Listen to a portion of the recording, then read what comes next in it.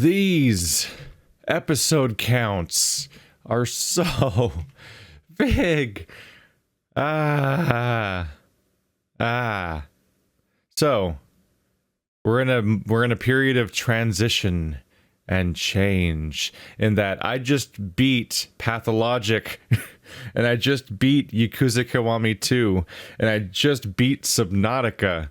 And I'm about to beat, I think, Deadly Premonition. I'm like gearing up for like some kind of final confrontation or something. So 4 very large playthroughs. Admittedly, Pathologic is like 3 or 4 Deadly Premonitions stacked on each other, but still, none of these are short playthroughs. They're all coming to an end over the span of the next week or two. Some of these games I have more backlogged videos than others, but so it's time to pick a bunch of things. Thing is, I've been out of the picking games market for a while, so shit's bad. Shit is really, really piled up. So I'm doing one of those videos where I ask for your guys' opinions and stuff like that to try to just figure out how to pare down and parse my list, because I've just had a piece of notebook paper and I've just been writing on that various games that just keep cropping up. I'm like, I'll keep this in mind for later when it's time to actually make a decision, because I still haven't had time to make a decision because some of these games have been around for so long and stuff like that. And I'll remind you, in October, even when I was already doing some of these long games, in October I did a Halloween special where I played a bunch of Halloween-specific games and horror games and whatnot, so that kept me pretty busy too, in addition to then going back and going back to finish all these very long playthroughs we had going on.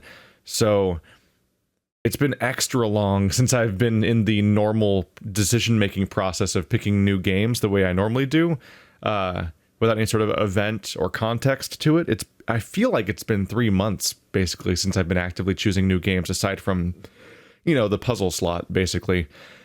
So we're going to go through a bunch of the games that have come out recently. I didn't know what order to present them in, so I just put them in random order. I put them onto a list randomizer website and clicked that, and that's the order we're going to go through these in. They range from being things to play in preparation for upcoming games, or some of them are ports and remakes and mods and DLC, and some of them are just new games, ranging basically from like August till today. There's one game that came out today. Just various stuff that I've missed. A few games I've even let's tried and thought, that looks neat, maybe we should go back and do that. So I'm going to ask you guys what your opinion is of each of these games and which ones you would play. So you're gonna go in the link in the description if you want to participate, and just check all the boxes for all the games that you would be interested in seeing a series on, and so I can have some idea of which stuff's more interesting. To be clear, this is not a direct vote. This is not the same thing as a Patreon poll. So if you want to know about that, let's specifically here with Subnautica. Like, Subnautica is ending, so just so you guys know, because it's been a while, if you want to actually vote in a definite democratic sort of way where the winner actually wins definitely, you can head over to my Patreon and you can join into that. The $15 tier gets to nominate games, and anyone $1 and up gets to vote on games. And so that's the way that Subnautica was being played, is that somebody nominated Subnautica, and then everybody got to vote on that list of all the games that were nominated, and Subnautica was the game that won, and that's why I've been playing Subnautica for like the last 3 months. Those polls happen exactly as often as the games happen. The one thing is, do not wait until the finale of Subnautica to vote. I mean, do not wait until the finale of Subnautica to get on my Patreon, because we try to make it seamless. So in the week preceding the finale, I'm already running the poll in the background, which all the people on Patreon know because they get the notifications and everything. I'm doing that in the background so that the day afterwards we can then play the next game instead of waiting like a week for the poll to go through and everything like that. So it's a mistake to hop on right on the finale. But if you consider that, thank you, because it's how I make my living. I do not have a very large YouTube channel. I do not pull in great numbers or money from YouTube itself, so I support myself very, very heavily from Patreon, which is why I go heavy on this stuff. And I'm talking about this now because, it's been like 3 months since that kind of direct interaction, so check that out if you want to hop onto Patreon to help to choose very directly what the next game will be among everybody else, and be a part of that process and support me at what I do. And also you gain access to a weekly Q&A series, which you can send questions to. You can send me a message on Patreon and send me a question, and then when I get to it, it'll show up in one of the Q&A videos, which are also exclusive to Patreon. It's anywhere between a 1 and 2 hour video every Saturday on Patreon. That's me playing some kind of mindless game like World of Warcraft while answering questions, just because I'm used to playing while talking and all that. So that just kind of comes naturally. So that's the Subnautica part. But everything else, I need help. I've got this giant list. And so the thing that wins this poll, there isn't really such thing as winning and losing this poll directly, the one we're doing today. It's more that I'm just trying to get general interest levels of each individual idea across the board, and then I can measure that against my personal enthusiasm about each idea and kind of make my own decision about which stuff to consider, which stuff to play now after the games that are ending, which stuff to kind of put on the back burner and try to remember and try to, see if it still feels like a good idea later, or if other stuff, edges it out later, or which ideas I should just abandon indefinitely or forever, so that we can, because inevitably you can't cover everything and there's so many new games all the time and so on. This is a long list, so this is going to be a little bit choppy, a little quick and dirty in its editing, because I'm just going to be actually recording the store pages, because if I download and insert and implement every single individual trailer of every single game, this is actually going to be a time sink that's not insignificant for how much time I have to actually handle my schedule and everything. So first off, we have Pathfinder Kingmaker. And by the way, I myself don't know a ton about some of these games. So if you know about these games, argue your case in the comments. I'll be reading the comments, but also you guys should read the comments too, because it could affect your opinion of which stuff to vote for. People can make their big cases for why this game's terrible or why that game's great, because they've personally played it, hopefully, and they're not just talking out their ass. And we can have a better idea what to go on. So this is a CRPG that came in September. I honestly don't have much else to go on besides that. It's based on the Pathfinder, which is I think it used to be D&D 3.5, but then it was like a modified spin-off, and then I think Pathfinder might be owned by a different company than the people that actually make D&D and so on. But, this is a vaguely D&D-ish CRPG video game that came out in September. The Messenger. I don't know shit about this game aside from the fact that it's retro and people keep raving about it all the time. That's the best I can go on. So it's probably neat. It looks vaguely Ninja Gaiden-y, but it probably does something somewhat more interesting too on top of that, considering the amount of hype people have for it. This is a weird one. Fallout New California. Yeah, and there's no Fallout 76 on this list.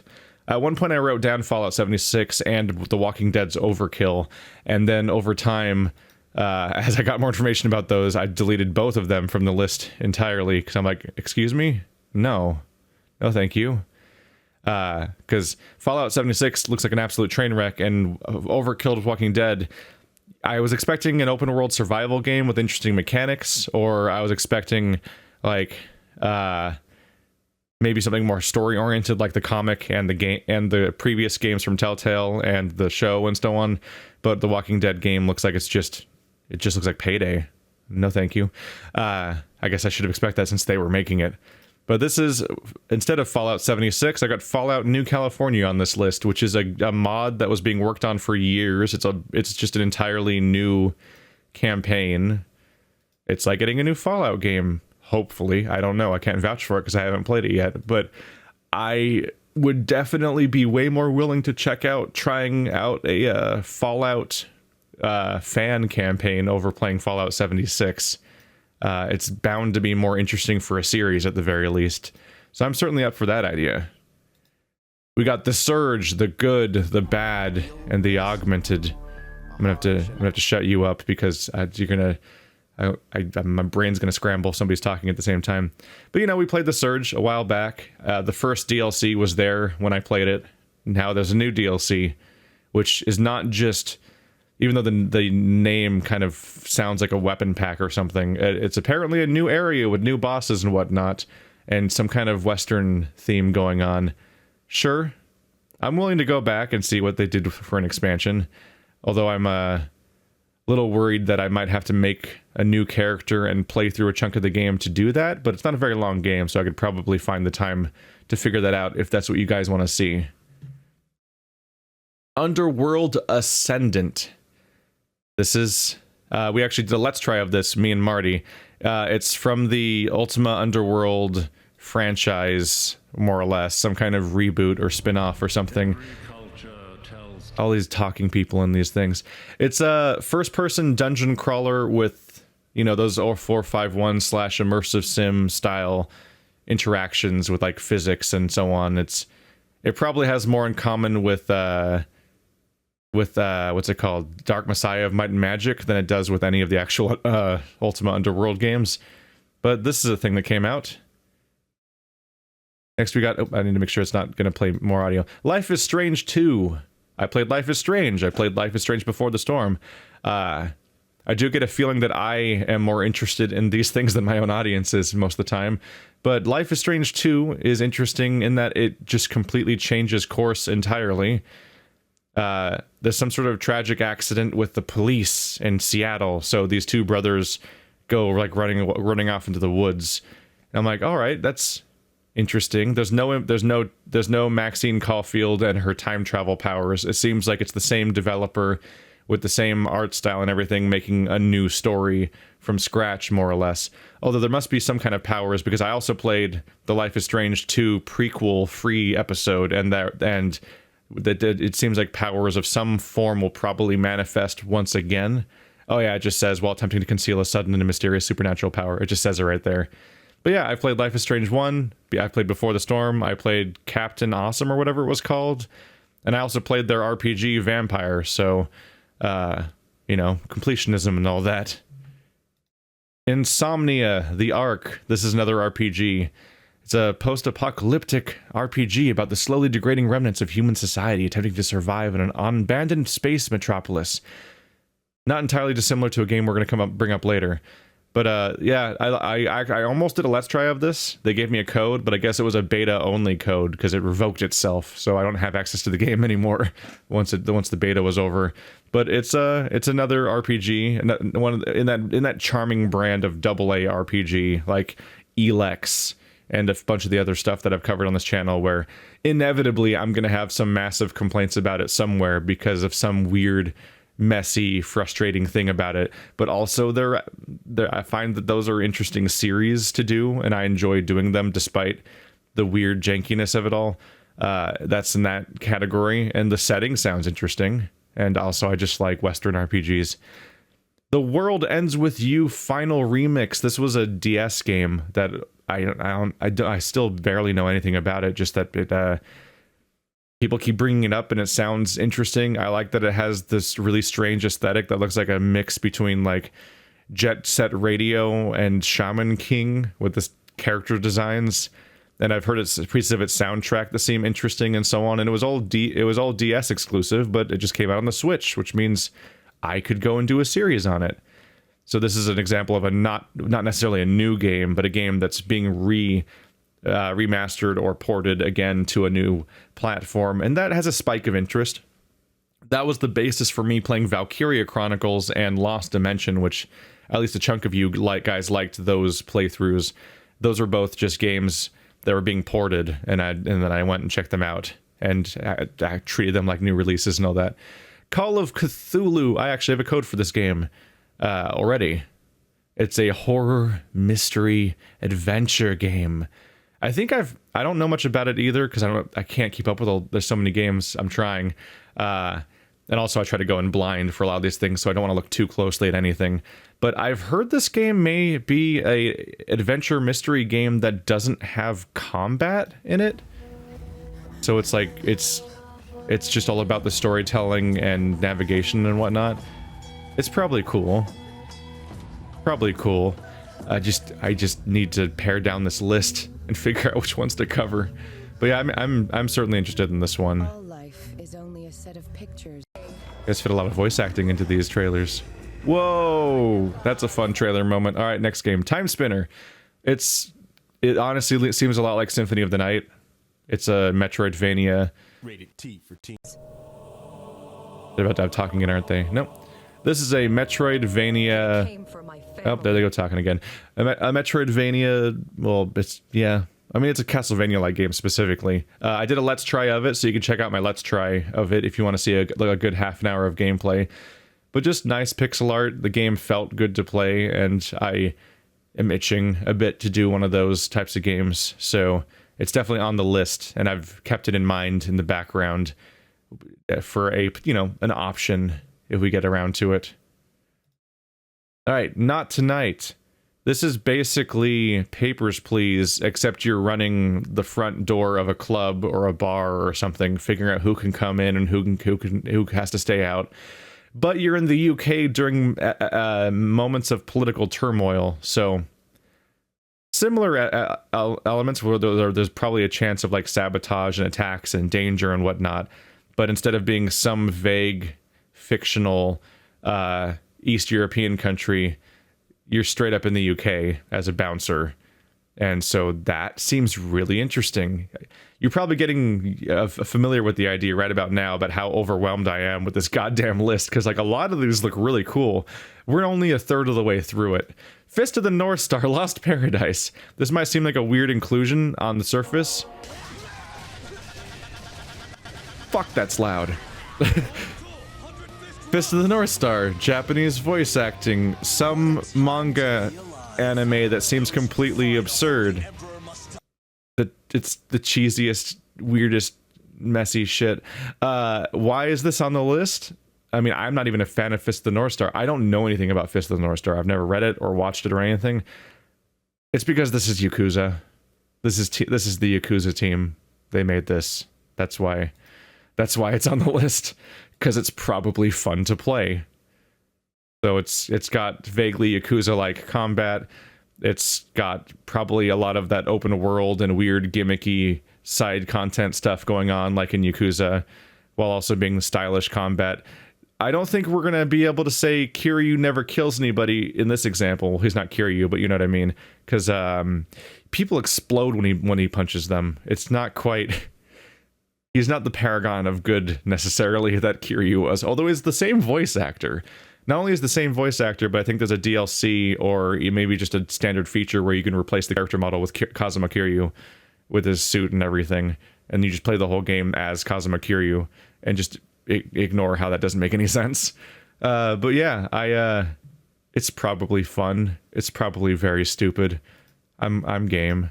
Star Control Origins. It's a space role-playing game where you're in space. I don't know a ton about this one either, but the art style seemed neat. It's supposed to have something to do with Star Control as a franchise, but then they couldn't get the complete rights. I think there was even a lawsuit involved, so they actually lost the ability to use any of the story or characters from previous Star Control games, but somehow the game got to keep being called Star Control. It looks... As somebody who doesn't have an attachment to Star Control previously, I don't necessarily care about that part. But, you know, a space RPG could be neat, and I like looking at this game, so far at least. Hopefully it's not some kind of weird No Man's Sky catastrophe, but worth looking into. The Hex. This probably seems like a very strange inclusion on this list. The Hex was recommended by Jonathan Blow. If you go... Oh, it's from the creator of Pony Island. I didn't know that until just now. If you go to Jonathan Blow's curator page, there's a bunch of really amazing games, like Steven's Sausage Roll, and The Witness, which is his own game. That's a little bit of a weird inclusion. And like a bunch of these things that I've made a habit of covering games that he includes in that list, because they've been really cool inclusions on this channel. Let me see if I can remind myself. He's right here. I'm trying to remind myself what kind of crazy stuff was on this list in the first place. Yeah, the Oberdin, Gorogoa, Opus Magnum, Fidel... I played Fidel Dungeon Rescue because he recommended it. Glittermitten Grove, Inside, Pony Island, Steven's Sausage Roll. Like, it's a hell of a list. And then this shows up. I would have never given this game a second look otherwise, because honestly, the art style's really questionable. I'm not into it. and there's just something going on. You play as a bunch of different characters. They're all different genres of video game. Like you have a fighting game character, you have a top-down shooter. There seems to be a turn-based strategy character and a first-person character and whatnot. And you're going through some kind of story. It's probably all metatextual and wacky and stuff because Pony Island developer, but and all that. But yeah, now you probably get why that's on the list now, at least. Mark of the Ninja Remastered. There's not much to say about this one. Mark of the Ninja is a side-scrolling action-adventure... I'm sorry, it's a side-scrolling stealth game where you play as a ninja and so on, where it is primarily praised for the fact that it just is really clear about its mechanics. Like, this thing makes that much noise, and so on and so forth, and you could see everything. So it's seen as like a helpful iteration of the stealth genre, where normally a lot of clumsiness comes from the stuff you can't see, because they're often third-person adventure games. This game's a side-scroller. Probably somewhat comparable in its clarity to the game Shadow Tactics Blades of the Shogun, which I also covered already. But yeah, I've never done a series on Mark of the Ninja. I have played it, but it was several years ago at this point, and it's not really a story-oriented game, so it's just levels anyway, and I don't remember the levels, so haha, it's basically blind. But yeah, I enjoyed it back in the day, and so they put out a remastered version. I don't know what a remastered version means on PC, I guess. I think they just redid the textures to be higher resolution, because I think the original game was in 720 or something. But yeah, there you go. If you want to see a Mark of the Ninja series, finally, that's the way in. I'm pretty hyped about this one. The Witcher. So The Witcher came out, a new one. I've read 2 of the Witcher books now. So I originally covered The Witcher 3 on this channel, and both of its expansions, and that's basically the longest series on this game. That's one playthrough, and not multiple playthroughs. I'm sorry, it's basically the longest series on my channel. That's not multiple playthroughs, is what I meant to say. And CD Projekt Red is back with another Witcher game. Little weird. Does betray mean? I went back and found out that it's probably I think it's supposed to be the single-player campaign of their Gwent card game, which I enjoyed Gwent a lot in Witcher, and was doing the tournaments and whatnot. I have not played the standalone Gwent client yet, even though I've had access to it for a while. Well, that's irrelevant now, because now I think it's just a free game everyone can play. But I had very early access to the beta, and then just was not covering it for the longest time because there's so many damn games. But I'm getting into the Witcher universe. I have every book on a shelf behind me, and I'm just slowly going through them between my other books and so on. But I loved Witcher 3. I've loved the first 2 books so far, The Last Wish and The Sword of Destiny. I had to look back. I've read both of those so far, which that in itself I might want to talk about sometime, just how interesting it is, how immediately everything happening at the very beginning of the book series is so relevant to context of Witcher 3, where I could understand and experience Witcher 3 just fine the first time around without knowing any of that stuff, but getting such immediate background for all these Witcher 3 things from those books was interesting. It really... And also Geralt's behavior and dialogue and everything, it just really has shown me how much Witcher 3 was like a really accurate adaptation of the books. They're not an adaptation, they're a sequel, but I mean, like, they exist in the world believably, where all the tone and everything feels so familiar. So me not being a fan of the books, by which I mean not being exposed to the books, being immediately able to transition into said books and be like, oh yeah, oh, here we go. This is all familiar. It's like slipping right back in, was really fitting. So I look forward to another CD Projekt Red Witcher game, which is this. The main difference here is it's a top-down walk-around game. I think it still has like heavy story and decisions and all that. I think it's voice acted too, which would be welcome. But the combat now, instead of being Geralt stabbing dudes and using signs and potions and whatnot, it's a card game. So that mod people made for Witcher 3, where every time you get in a fight, you play a card game instead, and then whoever loses just falls down dead, and then you go back to the game, which is a mod I was genuinely tempted to do a series on at one point, even though it seemed really redundant to do a series on it. It just sounded like fun. That this game is that. All the primary struggles take the form of card battles that are in Gwent. A revamped, rebalanced, and very changed version. There it is. Version of Gwent. But yeah, I'm cool with that. That makes it like a CD Projekt Red RPG with like tactical like puzzle fights, basically, because you're like using that's what card games feel more like than traditional RPG combat. And honestly, the combat was kind of the weakest part of the entirety of Witcher 3, so having that be replaced by something that might be more compelling is an idea. This is not a Geralt game, though. I don't know if he shows up or not, because I haven't spoiled it and all that, but you're following different characters in the Witcher universe, and so that's sort of the premise and all that. But wow, it looks beautiful.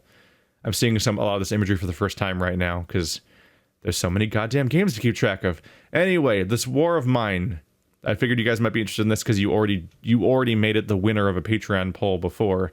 There's a season pass for story DLCs where they have narrative-based chunks of content you play through, like little linear stories that are happening in the art style and mechanics of this War of Mine, but not in the same gameplay loop of like the base necessarily. At least I think the gameplay loop might be fundamentally changed. But yeah, it's telling little narratives within the this War of Mine universe, or at least engine. And this is just a thing that's been happening. The second DLC, the second episode of this series just came out, and that's why it's on my radar right now. The Council, episode 4. I've already been covering The Council as a series, episodes 1, 2, and 3. Episode 4 came out in September. Episode 5 is coming out soon, I think, which I think that's the finale. I forget if it's a 5 or 6 episode series. I think it's 5. So yeah, just let me know how interested you are in covering The Council in the most immediate future. I'll get to it at some point, because I finish things I start, but episodic games really fuck with my whole schedule, because I have to essentially find a time for one game 5 separate times. It would be kind of nicer just to play them when it's done, I suppose. But let me know how urgently I should be getting back to The Council. And if you haven't been caught up, go check out episodes 1, 2, and 3 on my channel to know what we're talking about. Mutant News Year Zero, Road to Eden. This was an odd one. Some sort of post-apocalyptic world where mankind's been seemingly wiped out, and everyone's like these animal mutant creatures or ghouls or zombies or something. I did a Let's Try of this on the channel a couple weeks ago or a week ago or something, and it just looked really cool. The art style's nice, the setting's interesting. I want to see where it goes. It's based on a pre-existing RPG tabletop engine system thing. The gameplay itself is very similar to XCOM by design, with some interesting quirks like having the ability to sneak up on fights in real time and then ambush people and stuff like that, or different characters being in or out of stealth and stuff like that, like different twists on it. I want to try it, but you know, as you can see from the size of this list, easier said than done. Here's the first example of something. This is the first example of something where there's gonna be another one in the series too. There's gonna be another example of this coming up. Devil May Cry 5 is coming out soon. But what I'm asking you right now is actually whether or not you... Shut up, voices. Devil May Cry 5. I should check really quick when it's coming out, actually. March 8th. So it's coming out like 4 months from now. It's not on the immediate radar. The more relevant question for me right now is actually, do you want me to cover the previous Devil May Cry games? Like, how much are you guys into that idea? Because I have Devil May Cry 1, 2, and 3, like, HD collection. I have Devil May Cry 4 Special Edition, and I have DMC Devil May Cry. I have the other 5 Devil May Cry games. I could play Devil May Cry 1, 2, and 3 back to back, and then I could play one of the other campaigns of Devil May Cry 4, because I already played the original Devil May Cry 4. I played the original campaign of it on this channel years ago, and at the time I was like, and I was claiming I was going to play the other 2, but never quite got to playing the other 2 campaigns. One of which where you play as Virgil, and one of which you play as the 2 women that are in that game. I don't know. They're not prominent enough. One of them's Triss, right? I think Trish, not just Trish. Triss is from what Witcher. I don't know who the other character is. That she wasn't prominent enough for me to remember her name. At least in that specific game. I have never played Devil May Cry 1, 2, 3, or DMC, and obviously 5. But I'm interested. Devil May Cry 4 was very fun the first time around and the second time around when I played it for the channel, like a decade after the first time I played it. And then this one looks like it's following up on 4, and then Nero is back once again. You can see Dante and Nero in this trailer. I'm like, alright, cool. That guy's fighting that guy with a motorcycle. Sure. These games are fun. This one's not a Steam page because it doesn't have a Steam page. Because it's too far away or something. Darksiders 3 just came out today. I just kind of probing it out there. It was a last-second addition to the list just to see what you guys think of that idea. I didn't beat Darksiders 1 or 2. I think I played like half of 1, and given that was back before Let's Plays, so I was more prone to not finishing stuff, and so I just kind of tapered off and didn't really get back to it. Then Darksiders 2 came out, and I was like, the primary touted feature seemed to be that they added randomized loot and grinding and like Diablo mechanics, and I'm like, oh, you mean you made it worse? Like that just sounded like a downgrade to me. But people seem interested in Darksiders 3, and so I'll look closer to it if you guys specifically are interested in it, because what the world collectively thinks is cool isn't as important as what you guys do specifically, because you guys have a real specific demographic compared to the rest of the world, which is why this war of mine beat Overwatch and Papers, Please beat God of War on this channel, because you and I are all very different. It's also kind of why I lean away from, like, when Spider-Man comes out. I'm like, I don't know, I'll play it if Patreon decides I should play it, but aside from that, I'm not really gonna take a close look at Spider-Man or the next Batman Arkham game or something. Resonance of Fate. This is similar to The World Ends With You, in that it is an older game, but it just got ported. In this case, it's ported to PC, and this game seemed to have like a cult following, and people seemed interested in it. It also seemed incredibly odd. Heavy quote-unquote next-gen mid-2000s desaturation filter on the entire screen, which is a bit rough to go back to. But it just seemed like a really strange JRPG where everybody's using guns, there's turn-based combat, really strange universe, everyone's flying through the air like a Matrix character. It just seemed like it might be one of those quirky, interesting things in a similar vein as Valkyria Chronicles and what was the other one? Lost Dimension. These turn-based, gun-oriented JRPGs that usually go in a weird direction. And whenever I hear somebody bring this game up, they seem to do it in a positive light. So I'm curious, and the PC port might be an excuse to hop in now. But I don't have a lot to offer on the subject, so feel free to extrapolate on that in the comments if you know more about what the hell's going on in this game. Resident Evil. This is the same thing as Devil May Cry 5. The Resident Evil 2 remaster is coming out soon-ish, so I'm just probing out there how much you guys are into the idea of me playing the Resident Evil remaster and then the Resident Evil 0 remaster. As far as I can tell, it seems like it's ideal to play the original remaster first and then the 0 remaster after that. Because some people say 0 is not as good, but also because I think I read the books as a kid, like 15 years ago, that were based on these games, and I don't really remember what happened in them, but I think Resident Evil 0 was specifically a prequel to the first Resident Evil that set somewhat in the same location, I think, and kind of part of the gimmick and interesting thing was to see those I think it was supposed to be just to see those same locations and certain elements in prequel form as like setup, where like part of what's interesting about it is that you've already played the first game, and so there's additional context to it or something. I could be completely wrong about that. I'm piecing together old memories and whatnot. But anyway, just like Devil May Cry 5, the idea of playing the old ones first as a prep for the new one coming out.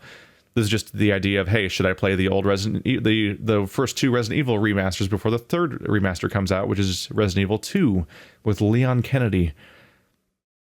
Other than that, I played 7 on this channel already, so you can check out 7 here, and you can check out different incomplete playthroughs of Resident Evil 6 on this channel and on Sad Games. I played more of it with Andrew, but a little bit with Jordy Jordan.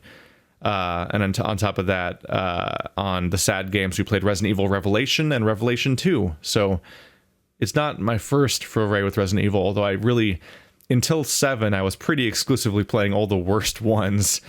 Maybe one of these days I'll get around to 4. KURSK. This is a bit of a Hail Mary, interesting one. It's a game that takes place on a submarine. Yeah, some of you guys like me being underwater, don't you? But it's one of these frozen image trailers. Yeah. It's supposed to be about real life events that happened on the K141 KURSK. And you play through this adventure of things going wrong on a submarine. I can't wait. Don't really know how good or bad it is, but it might be very interesting. Oh, cool. That guy's going to die. He's going to die.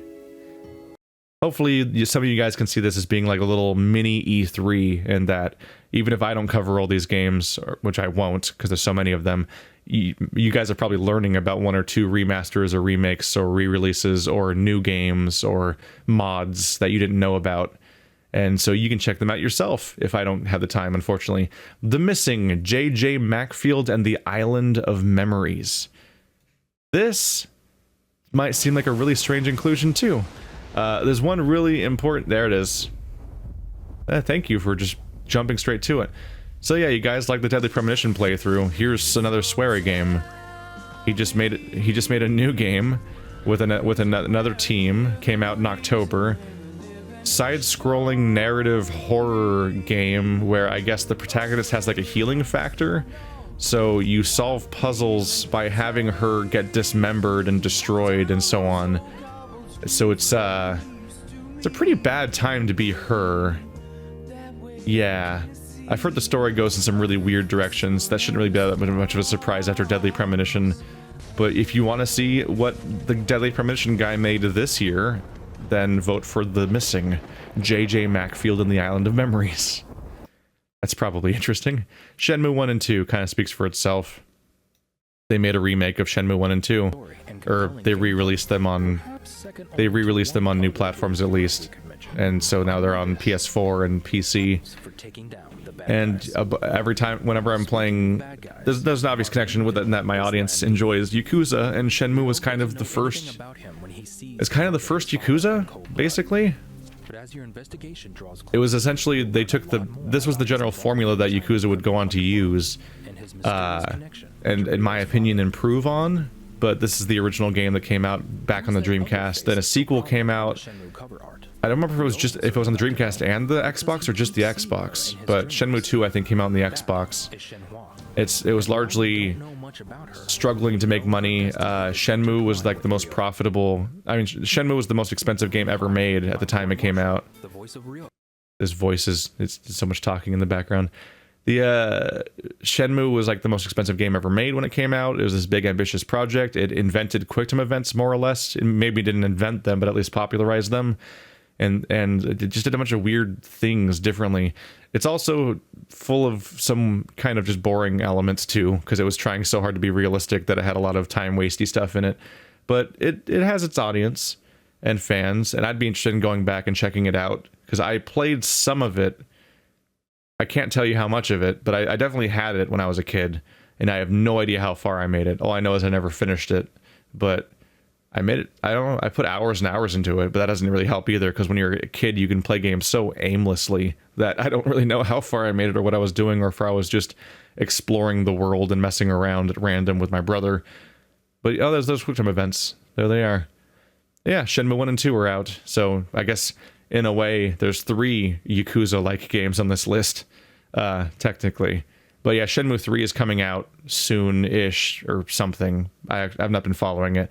And so this would be kind of prepping for that too. This fits 2 categories. It's both a port it's both a new port that puts it on my radar, and it's prep for a potential new game to play in the future. So this is both the Resonance of Fate category and the Devil May Cry category at the same time, I guess. And then Deltarune. It's called Deltarune. It's from the guy that made Undertale. It says down here, this is intended for people who've completed Undertale. That's the logo. I don't know anything about it. I'm staying blind. So if you want me to play the thing from the guy that made Undertale, that has the logo and says, and apparently has to have a connection to Undertale of some sort. Oh god, I clicked on something. I don't know. We're gonna ignore that. Then vote for that. So there we go. Link in the description. Check out the poll. You can vote for as many things on the list as you want to, so you don't just have to pick one or anything.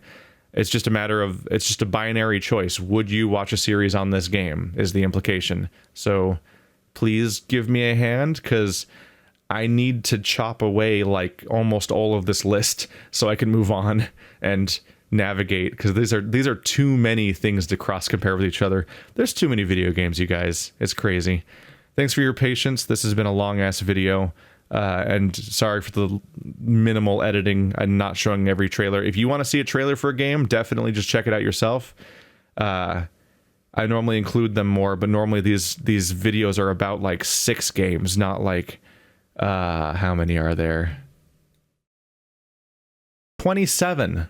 That's a lot.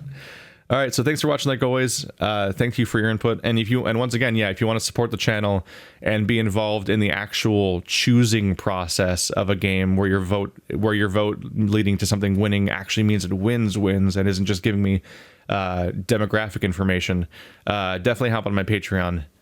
Thanks for watching like always, guys. I'll see you next time.